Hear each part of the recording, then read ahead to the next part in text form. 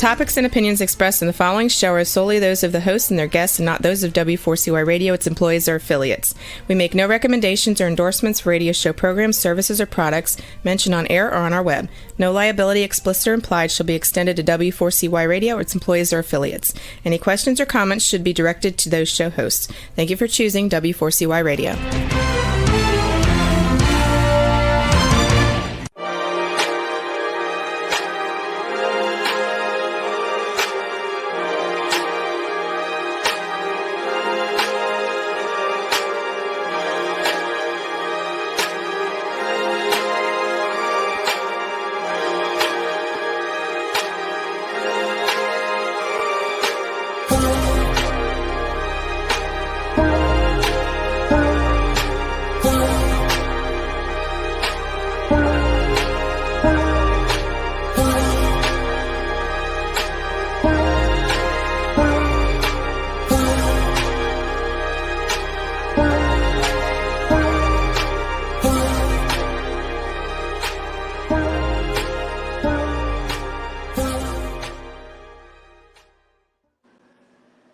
Well, good evening, everybody. Welcome to another awesome dialogue and content and contact opportunity with the three most flyest women in the world. Well, actually four, but you can't see her.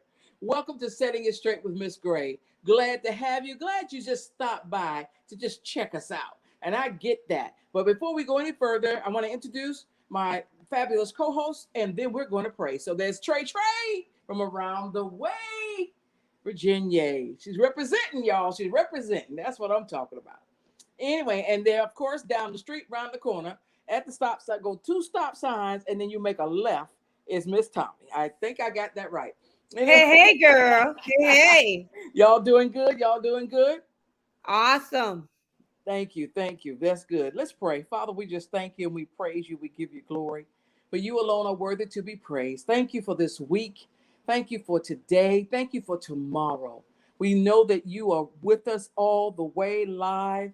And as long as we remain obedient and we follow all your instructions to your T, we thank you. We get behind the cross. This is your audience. We're your daughters. We love you, Lord. In Jesus' name, amen and amen. Well, let me tell you, it's summertime. It's summertime, whether you like it or not. It's summertime. The summer is here.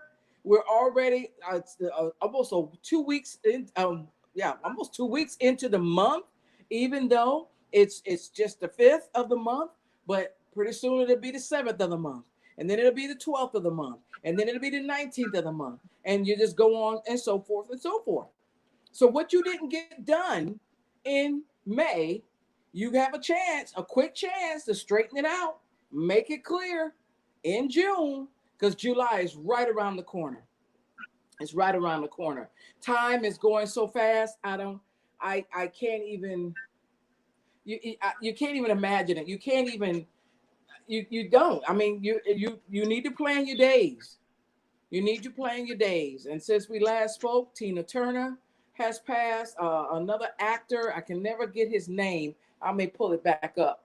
And it happened in 3. Spike Lee's father first passed, then Tina Turner passed, and then this actor, African-American actor, older gentleman, he passed. So there's your 3.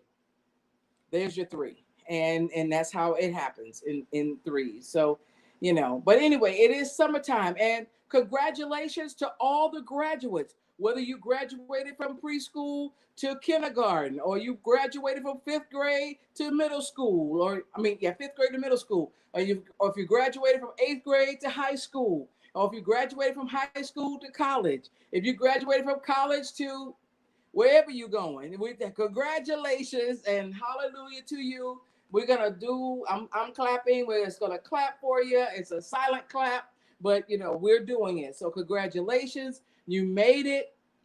It's over the hill now. It's serious stuff now. You're older, so we expect you to do better and make it happen. There are jobs out here galore until you go off to school. Even if you got a full ride in college, you need to make you a little piece of change now and head on wherever you're gonna go. It's good to see that they're having careers. They're bringing back the different.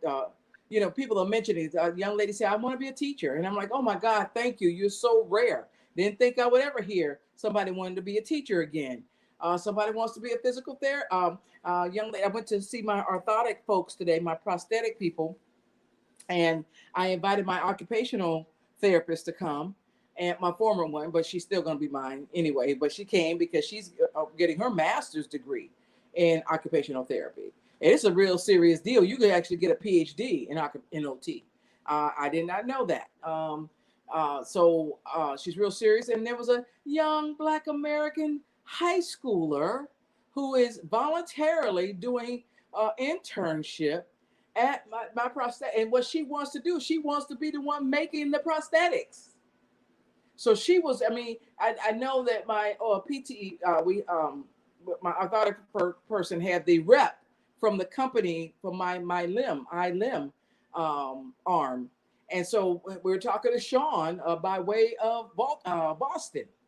And, he was, just trying to get my hand to be moving and things like that. So that was interesting. So I said to the young lady, "Can you see the computer here?" And she's like, I said, "Come on closer. I'm not going to bite. Come on." And I was trying to direct a lot of learning stuff towards her. I let her take a look at the inside of my arm to see how the sensors were placed and things like that. So here is a young girl, wanting to be on the other side of the prosthetic. She don't want to do the fitting and stuff, but she's going to make the future arms and fingers and hands and toes and feet and lower leg and stuff like that. So I could hear her, "Ooh, oh wow," underneath her mask. She's like, "Wow."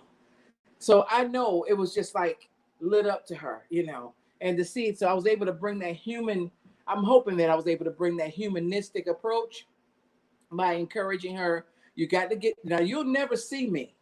You'll never see the patient whose arm you're making or whose hand you're making or whose finger you're making.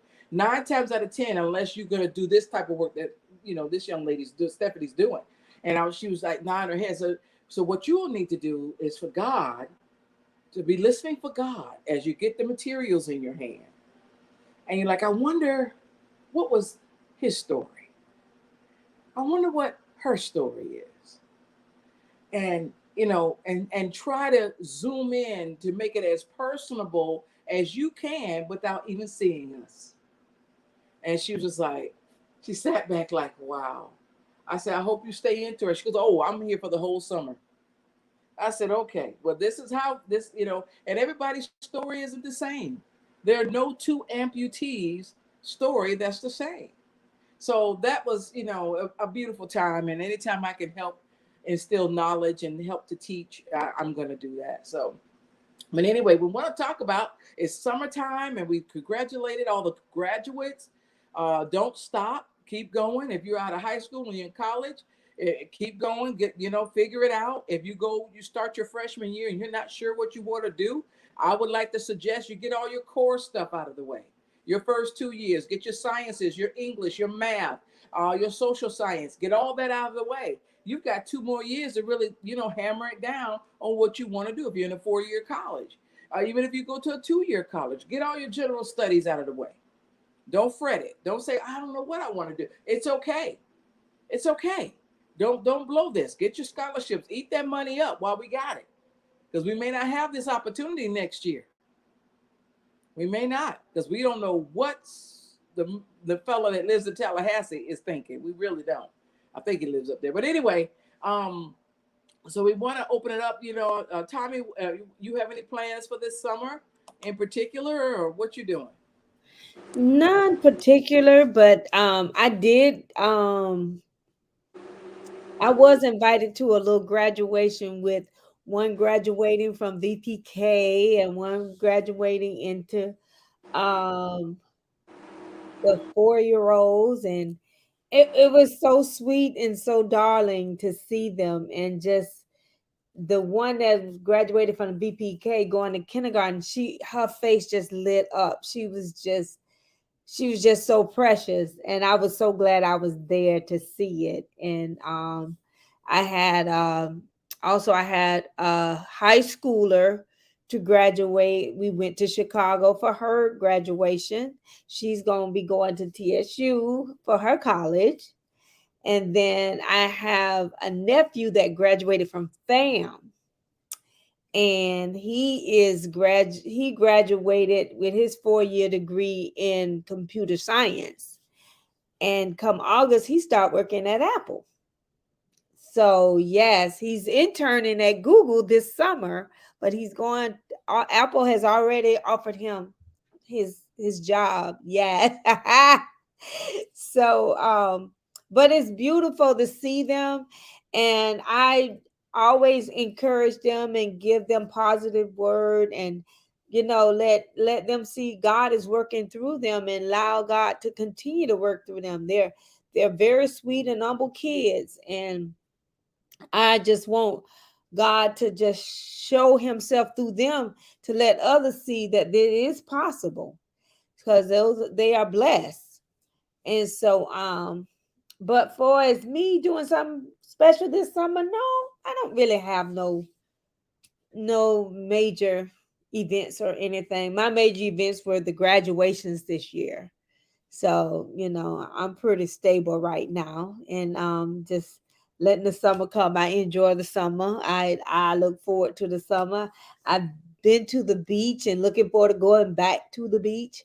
So I'm excited. I love the summer. This is my time of the year. Trey So Trey. Trey, you got any plans for this summer? You trying to get on a plane and fly out, or what you doing? No, no, no, not trying to fly this summer. Um, so this will be a summer of first, a lot of firsts. And so I think what I will do is try to revamp, work on me, and just to see what other endeavors I can explore. Um, a lot of self exploration, I think, self assessment, self awareness, and but no plans really to travel. I'm not a big traveler. I just I like Tommy. I enjoy the summer. That's my time of the year. Just to hopefully we'll convene with some nature and some self talk with God and self talk with me, and those types of things, but nothing major. So it sounds like to me you're going to do some self care, Yes, 1,000%. So this is yes, good. It's overdue. It's overdue because being a caregiver is not a joke. Being a caregiver, you don't even realize you've lost half of yourself. You don't even realize it until the job has ended. And then you're like, I don't know what to, okay. And we also come for me, I'm talking about myself. I'm not saying this on anybody else, but I became like a robot. I go home at breakfast. I leave and go to work, and then I come home at lunch, and then I make sure I come straight home after work, and it's the robot, then you realize, oh my God, what am I to do here? And who am I? And, you don't ever want to lose yourself. You got to always try to keep, who you are in your front mirror and in your side mirrors and your rear view. Who am I? What am I supposed to do now? So and that's and with our graduates, and all this time you've been going to school, you've been hustling, you've been taking summer classes, and you're trying to stay on the honor roll, and then you're applying for schools, and some have decided, no, I'm not going on to school, I'm gonna get me a couple of jobs, and let me try to work this out, and and things like that. Let me go buy a car, or and see what I need. Let me get a new phone, and so it doesn't matter what time of the day it is or what time of the year it is. Someone out there in the world is stopping and saying, wait a minute, something just changed and I wasn't ready for the change. Now, what do I do now? Who am I now? So this summertime is a great time to revamp for whatever job that you do. I know some teachers are going on to try to teach some summer school if they're having it. I know there's some counties here trying to prepare for food for the summer, so the people can, for a few, well, since 2020, they, after 2020, they had to drive through where you can come pick up the food for the summer, at least the kids will have something. So I don't know if they're doing that again this year up here, but it was very successful. I participated in that. in 2020. You know, when I think it was the latter part of 2020, when the world kind of opened up just a little bit. But they stood outside, and everybody were, was had their masks on and everything, and they were handing out food for the summer, and you were welcome to come by every day, as long as your child attended that school. So, so I don't know what they're doing this summer. As usual, we're going to have the back to school drive, probably late July. I have not heard of any no sales tax yet.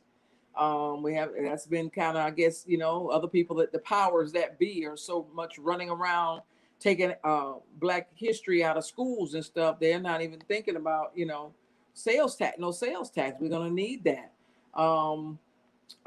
But I appreciate one of the mayors here. He had a back to school drive, and it was county-wide. It was everywhere. A lot of drop-off places. You can go pick up places and drop-off places. You can go pick up some school supplies. And, so that was pretty decent, pretty good. And all the commissioners were in on it as well. So I hope that they'll do that a roundabout like that again. So this is a time to really, self-assess, and we all should do it. We all should say, okay, there's a little breathing time here, or there's a moment where I can get off to myself and think about what's next for me. And in my case, I'm praying and listening to the Lord as to what He wants me to do, because I don't know what's going to be next. And unfortunately, the prophets that be are letting us know, and God is letting us know what the state of the world is heading towards. It's not good. And as you know, we've got the one thing I did find out, though, concerning the gun laws, you do have to pass a background check. So while you don't have to be licensed and to carry, you will have to pass a background check. So we'll see how that goes, but I don't know. A young lady was killed. A mother was killed. They announced on the news, I guess it was this afternoon, earlier today. Her kids were out in the yard playing. It looked like a townhouse. No, it doesn't. It was a house. They were kind of looked like duplexes, but not a duplex. I can't describe, but it looked like a townhouse, but second, just a first level only. Over in Ocala, Florida. And the kids were outside playing. The neighbor came out and said, "Get out of my yard." And the kids, they'll run around or whatever. And she came out, apparently took the iPad from one child and called them some racial slurs. So they ran back to tell their mom, and the mother came out, and she's knocking on the neighbor's door. The neighbor said, "Get away from my house, get away from my door." And next thing you know, the neighbor shot and killed her, the mother, in front of her kids. So this is what we're dealing with here. I can't even tell your child to get off my grass. Yeah, why won't you tell your child to get off my grass? So this is going to be, and it's going to be hot. So people are automatically going to be groggy, and they're going to be angry, and they're going to be sweaty, and they're not going to like it. People are already driving crazy, and and some of the people are under the influence because they done got their little cards, and then they think it's the medical card. So they think they're entitled to do this, and then they operating cars. And I saw a very nasty wreck. And I beckoned to the car on the other lane, like, can I get over? Because I was trying to look and see why this traffic was so heavy on West Colonial and right to Pine Hills and exit interchange. And sure enough, the car let me get on over, and I got on over, and I came down Old Winter Garden Road, and I saw the car. I don't know who hit who.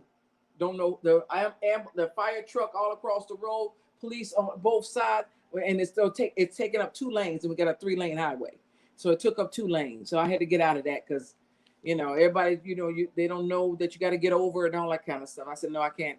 My nerves can't handle it. So let me just get out of the way. And and you're not paying attention. You're just not paying attention. I'm watching people come up behind me. I'm at a red light. I'm at a full stop. And I'm watching you, and you're just coming, and the one girl was fussing with the fellow in the seat and stuff like that. And every time she looked at him, the car moving. And I'm like, okay. I'm trying to get delivered from road rage inside my car. Okay. I have internal road rage. Nobody can hear what I'm saying unless you're in the car with me. And I'm just like, I just don't want to drive anymore, guys. I don't want to drive. I'm thinking about getting me a driver because, and I don't want my independence taken away like that. I don't want to give up my independence, but you don't really realize how scary it is for me because I don't have my, since, my incident, I don't have my, a quick instinct. I can't react fast. I can't turn fast. I'll be off balance. So there's a lot of things I'm not able to do. I haven't figured out yet. I haven't modified yet. But one thing I do know is being in the car. This gentleman, I had to go to my PO box, and he had a big red truck, and here he comes, and I'm trying to make a U-turn, and he had to swing wide. So I'm looking in my mirror, and here he comes. And I go to the PO box, and he's right behind me, and I'm like, oh man. So I'm sitting in the car, and I'm waiting for him to get out because he just didn't act right. He was an older gentleman.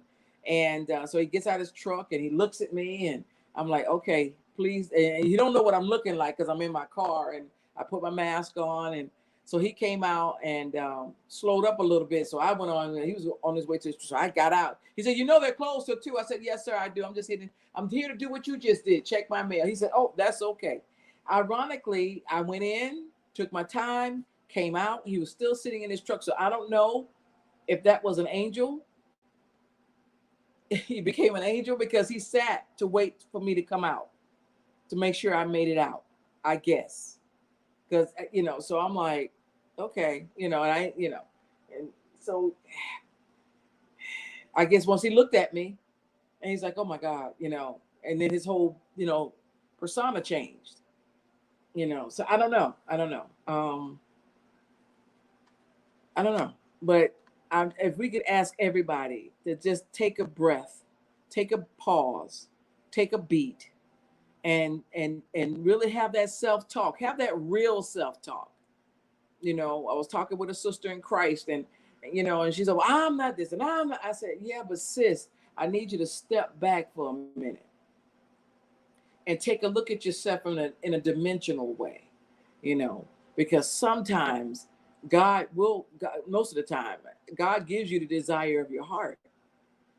He gives you the desire of your heart. And I've asked him many times in my marriages, why did you let me marry this man? And God said, well, you like marriage. You're not a girlfriend. You like marriage. And I know marriage is on your heart. And that's how you are. So that was in your heart. And I'm like, oh man, well, here, God, you have my heart. And don't give it back to me. It's just you keep it. I don't need it anymore. I don't need it anymore. And, and I know he chuckles on that, but, I don't have the energy. Because I'm still trying to figure me out. And I can't have anybody on this journey with me right now because I got to be concerned about you now and your feelings. And no, I ain't got time for that. So anyway, summertime is going to bring about a lot of stuff because I see a lot of little pregnant people around. So we kind of know what you've been doing. I don't know if you've been bored. I don't know what that is, but please make sure you cover yourself. Make sure you take care of yourself. Go to your doctor's appointments. This is a part of self-care. Those of you, some people just got a job and they got their insurance is getting ready to kick in. So you know what? Utilize this. Go to your dentist. Go at least get the x-rays done. Go get your basics done. This is a good time to do this. And and just get it over with. If you're like me, I don't want to do it. So I just put it all in 1 week. I put it all in 1 week, and I'm like, okay, I'm going to do this. Okay, good. And it's only an hour and that's it. You ain't got no more of my time. I want to get it over with, but this is a good time to do, and to look after yourself and look into yourself and, figure it out. If you're married, there's always a time that you got to check yourself. You got to check yourself because there are times that you could be in love and you're not in it for a divorce, but sometimes we grow apart. We keep growing and it's in different directions and you don't even realize it because you're so used to, it's so traditional. Again, here goes the robot, excuse me. Here's the robot, but then you look up and you're like, why am I married? What we doing now? And this person don't want, and if you don't see potential, oh my God, If the other person don't see potential in their life, God help you. Because you could keep talking to them and saying, you're going to do this, and I see you doing this, and you're a great person, and you're good at this. But if they cannot see it, you cannot convince them. You cannot. You cannot change another adult. Actually, you can't even change a child after age 3 or 4. Once they start getting their independence, they realize I can get up and, this is what these things are. I'm the run, especially my twins running in 2 different directions. Okay, yeah, that was a trip. But I'm just saying that you have to, you got to check yourself, and you got to be real about it. People do change. And I would have to take it a little step further. If you're not changing, I'm concerned. If you haven't changed, because our bodies change. I don't have the same body I had in high school, nor college, nor graduate school, nor last year. Let's just be real with this. And despite all my little, surgeries and things like that, and alterations and stuff like that, I still don't have the same body. My arm, swells up on this part, and they were trying to put trying to fit on my prosthetic, and there's a way you got to put the prosthetic on versus we figured out another way, but it's hard. And I had to explain to them, this is hard. I'm ready. When I get up and I know I have to do something like be at this appointment, I'm not trying to find my arm. I'm not trying to put it on. I'm trying to go.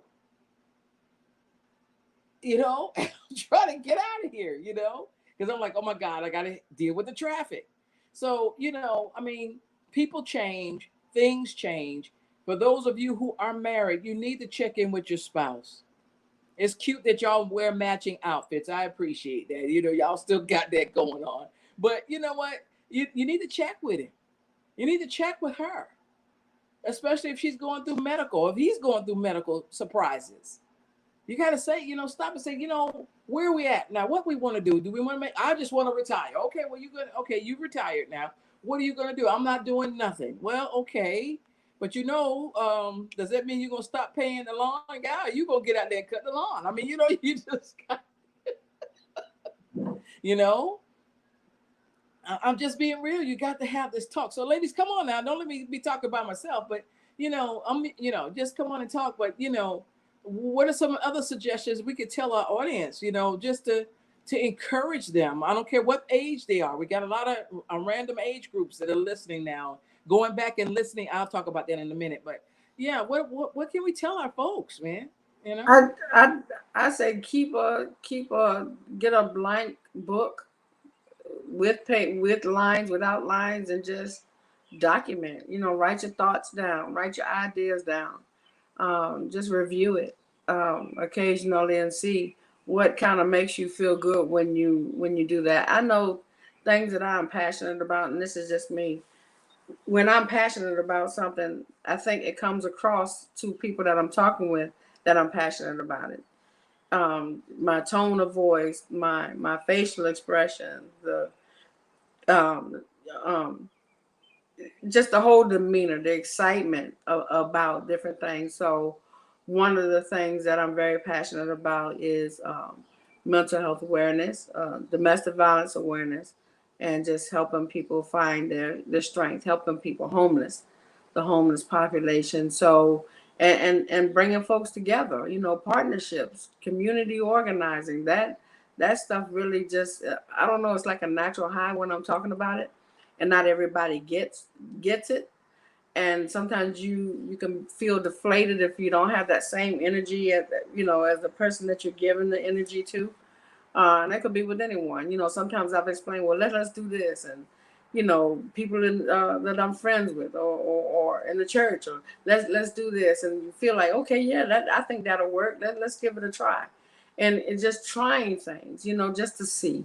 And I think a lot of times, just looking at, it might be jumping off on a tangent, but when talking about, when you have different organizations and they're talking about different resources and bringing to communities and to address the violence in the communities, to address the homelessness, to address the poverty, to address But I always want that one question: who is engaging the people that you're trying to serve? Because if you're doing all of this and you don't get the input from the people that you're trying to engage, it's not going to happen. So you start there first. And I just want to put that out. Start there first. Get a couple people, but ask the people in those particular areas or neighborhoods or communities that are having this issue. You don't have to find a whole bunch of them. Find one. And if you can find that one that knows everybody and knows the ins and outs and just is tired of and sick and tired of being sick and tired, then you go for that one. Then you ask that person, what is it you see? What would you do? How would you change it? If you had the resources to help you improve your neighborhood, to improve your community, what would you do? And who thinks the same way that you do? Then you start from there. You don't try to fix it from the outside in. It's not going to work. Because we don't, you don't might not live there every day. This is what they live, breathe, sleep, hear, know all day. And I'm pretty sure there are people out there that want to be able to take a brief walk at night in their community with their children on a nice, cool night, just to get some fresh air without having to worry about shooting. Those are the people that you target. So I think when you do that, you can bring all the resources all day, but start with that. Because you know what, Trey, and I'm so glad you brought that up, because we really don't know. You could speculate the need. You could try to take a educated guess, but you're not living out here on these streets with them. You don't know that some people have a house full of people. Some of them are strangers. They're paying $400 a month to lay on the floor. So I totally agree with you. I'm getting ready to put together a 5-question questionnaire for my elderly, and just say, first of all, I want to make sure what's your ethnicity, and next, what are your needs, and name a whole bunch, and you choose 3, and we're going to go back and we're going to take a look at the top 3. And then I think this is going to be their time. I'm going to the officials who can make the decision. I don't want you to send your representative. I don't want you to send your assistant. I want somebody you go back and you say to this to the powers that be, okay, we got this going on in this segment of town, or in the rural, the Glades got, Bell Glade, South Bay, Palm Bay, not Palm Bay, but South Bay, and Pahokee.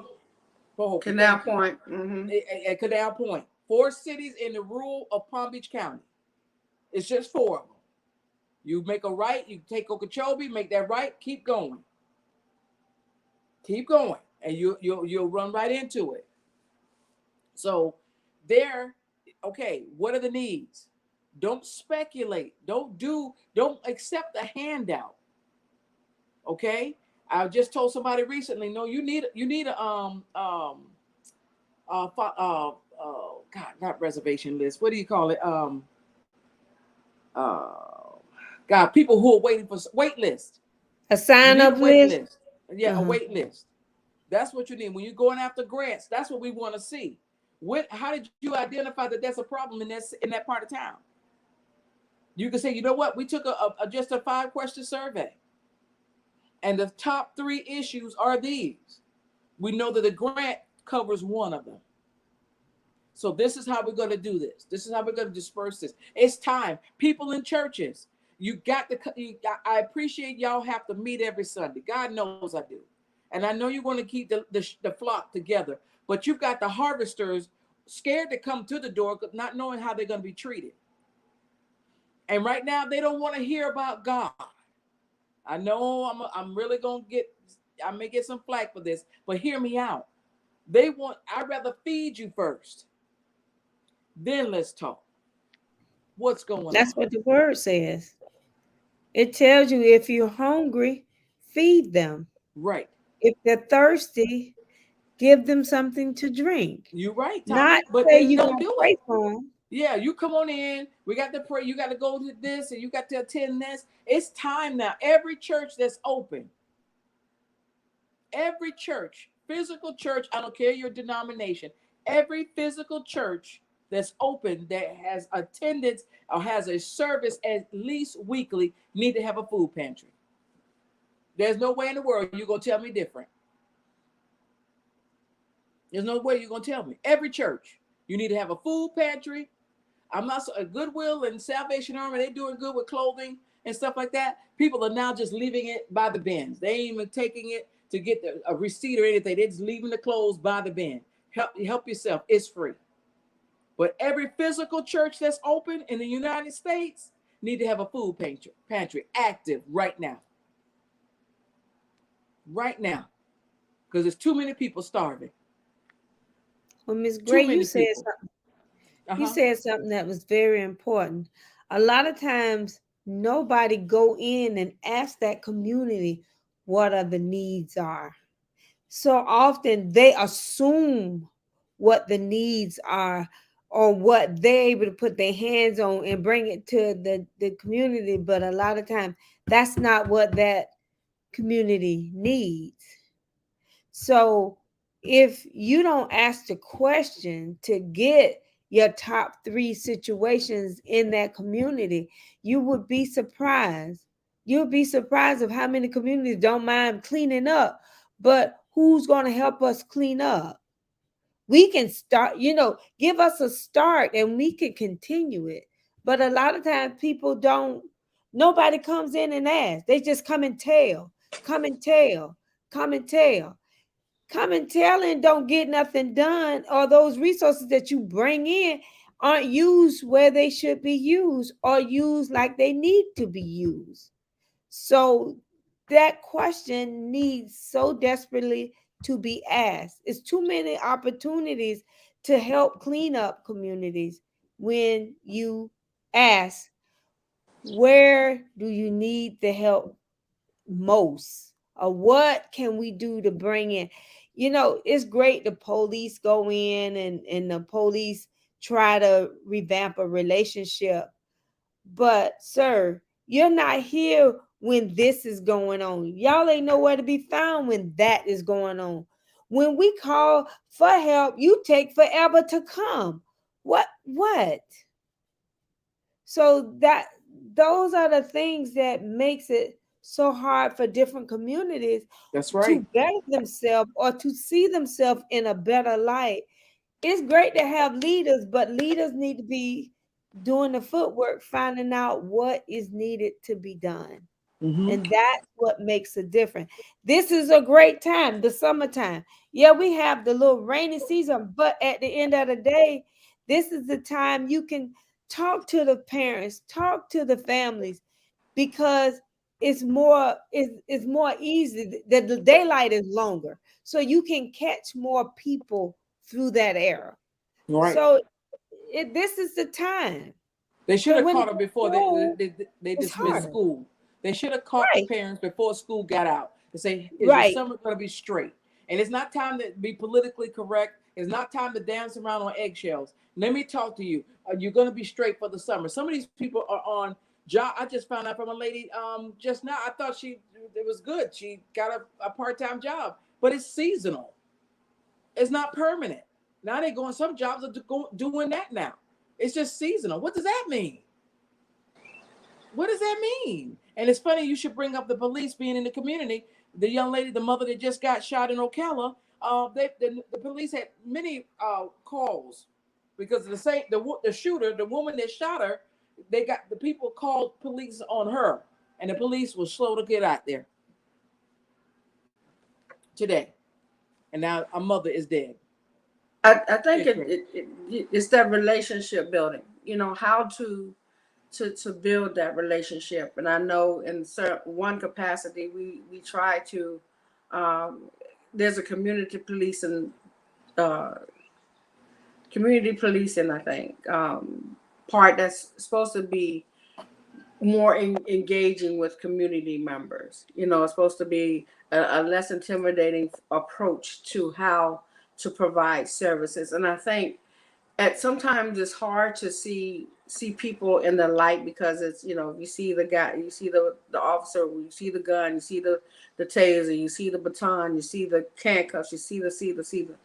But sometimes, it might be a thing just informal. Hey, at the church, hey, we're going to have whatever. Just informal, just bring them to meet the community and just maybe introduce them as such and such.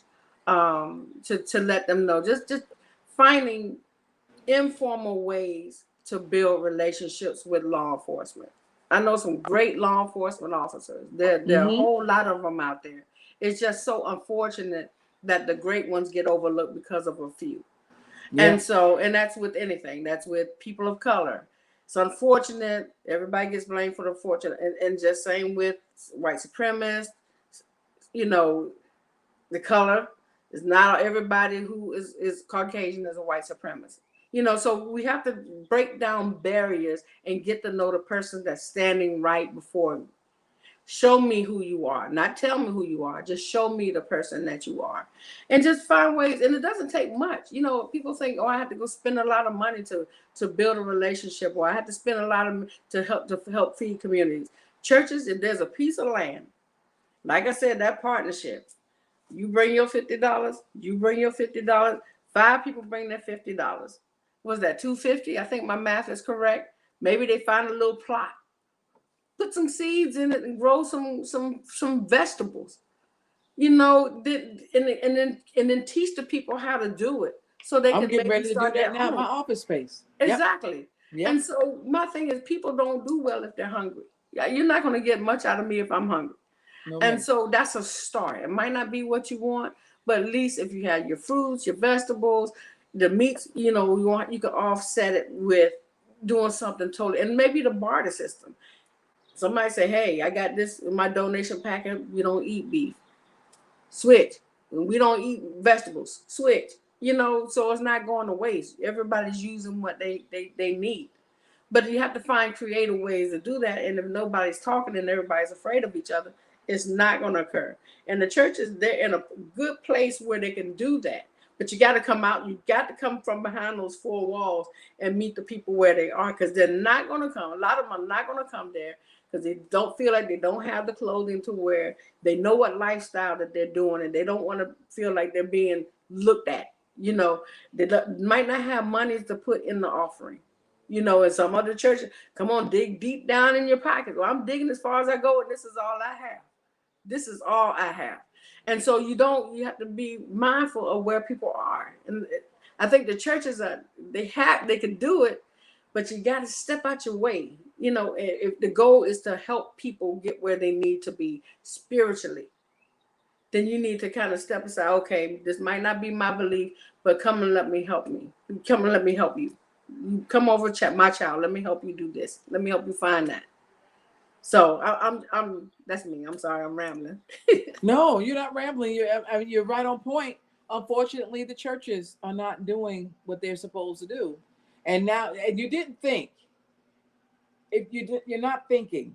If it's the congregation that's loyal, they come every time the church door is open, at least once a week. Somebody's going to church, right? Who likes to do the physical church thing. They're going to church. So why wouldn't you? I mean, instead of you browbeating them and talking about the church bills, if you really teach it God's word, you ain't gonna be bringing up the bills and your situation in the pulpit. But now it's time. I mean, why won't you? I mean, you're running the people. You're not listening to your congregation. They're barely getting there. They barely got gas to get to the church. You're not listening to them, and they're too afraid, some of them, to come and approach you and say, I need some help. Why can't you do, hey, you know what, Pastor, a bishop I know here, over in Palatka, he had a drive-through, come get a gift card. Just come on and get a gift card. Just want to help you. It's only, I don't know what the amount was. One of my students answered something on Facebook last week, and they were saying, I can't remember how it went, and please forgive me for that. But some kind of way we got on the subject of the food stamps. And I said, I mean, everybody knows what they get. And those of you who have gotten it illegally, and falsely, you can get enough. You're not going to spend all the money on just yourself on that one going to the store, but get some extra canned goods. Get some extra Pop-Tarts. get some extra, and take them. My bank, one of my banks, they got a big barrel there. They were collecting food Friday. I kid you not. I forgot. I said, oh my God, I was at the bank Friday. And I looked over the barrel. The barrel was still there. I told the manager, I said, I'll bring something back. She's the only one been putting food, canned goods in the barrel.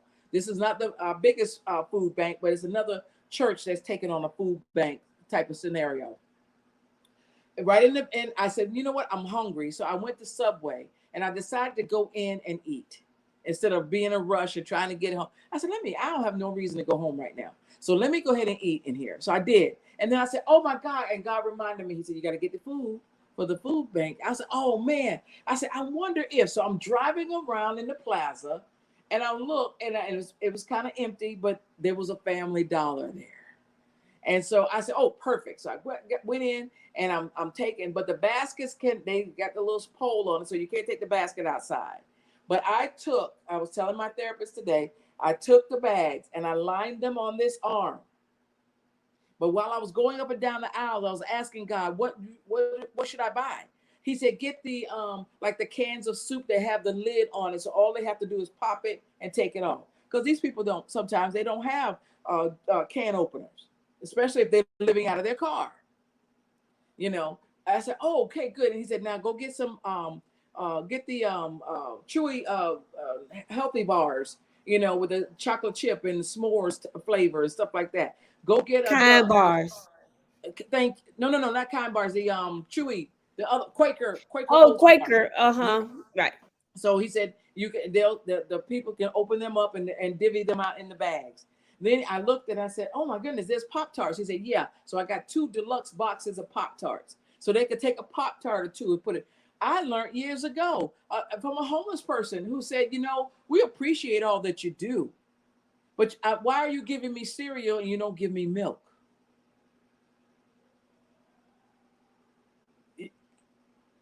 You don't think I should drink milk? Well, y'all can't give milk because you can't put it in a bag. So you all giving us cereal really doesn't help, because we don't have any milk to put in the cereal. We'll eat the dry cereal because we're hungry. Same thing with clothes, the clothing pantry. Homeless people say, it's great that you got all these clothes, but we need underwear and we need socks. Nobody ever gives us socks. So now everybody's giving socks, and underwear. So it's just little things like that you could just go and do. And I came back to the bank and I was coming in loaded. And the manager left her customer, came out. She go, oh my God, you need help. You need help. No, I said, I made it this far. And she took everything out and was putting it in the barrel. Customers are in and out and they're looking like, oh my God, I didn't even notice that barrel that said food bank, donations welcome. You didn't even see it. You didn't even see it. Because you're so consumed with the worries of this world. You're so inundated and you're worried. And I get it. We've been there, done that. But I had to let go because I couldn't figure it out. I had no more answers. I couldn't go and work 60 jobs. But I had to stop and say, God, if you don't do it, it won't get done. I need you to help me. When I separated from my husband real quick, I know we only got 2 minutes.